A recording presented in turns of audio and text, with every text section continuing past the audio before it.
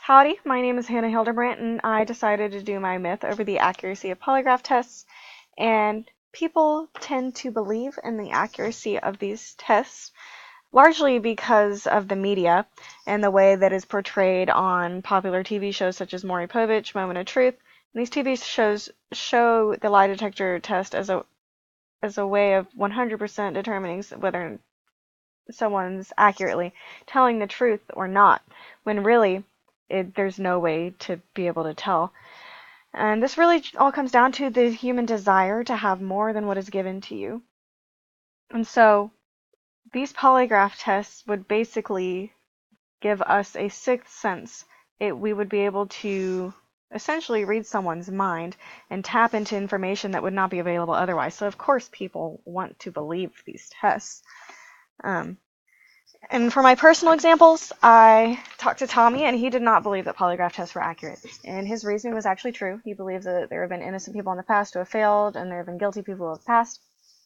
His evidence was mostly empirical, even though he didn't really remember where he got the evidence from. He remembered it was in an article, probably found on Facebook. So even though it may not 100% be reliable, it was still empirical. And I talked to Kayla and Kara, and they both believe that polygraph tests were accurate. And Kayla believe that since detectives use them on their suspects, professionals would use the test. They wouldn't use them if they were not proven to work. And I remember her evidence was mostly based off of news reports and crime shows, so it was mostly empirical. May not be the most reliable source, but it was still empirical. And Kara's evidence was mostly, it was anecdotal. It was based off of a few YouTube videos, so it wasn't the most reliable. The evidence against polygraph tests is pretty clear. There have been guilty people who have passed and innocent people who have failed. So in the case of Gary Ridgway, the man on the left, he was a serial killer who had killed at least 50 people. And he passed his polygraph test. And meanwhile, Bill Wegerle was a man who was falsely convicted of killing his wife when he failed the polygraph test. When in reality he was proven to be 100% innocent, no way involved. So really, there's no way to determine.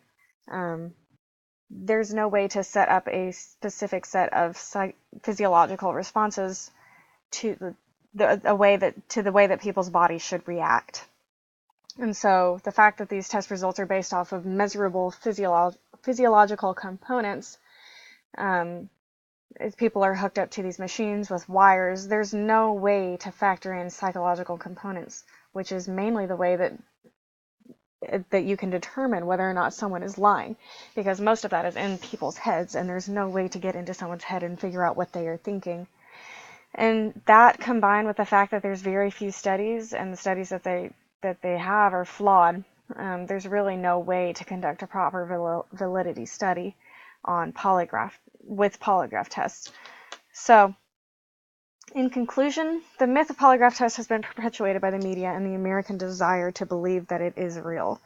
Now, polygraph tests aren't bad. They do work some of the time, and they can be used as a baseline to move a case in a certain direction, but it really comes down to being able to know the appropriate time to use polygraph tests and to be informed on the fact that they can't be accurate 100% of the time. These are my references, and that wraps up my presentation. Thanks and gig 'em.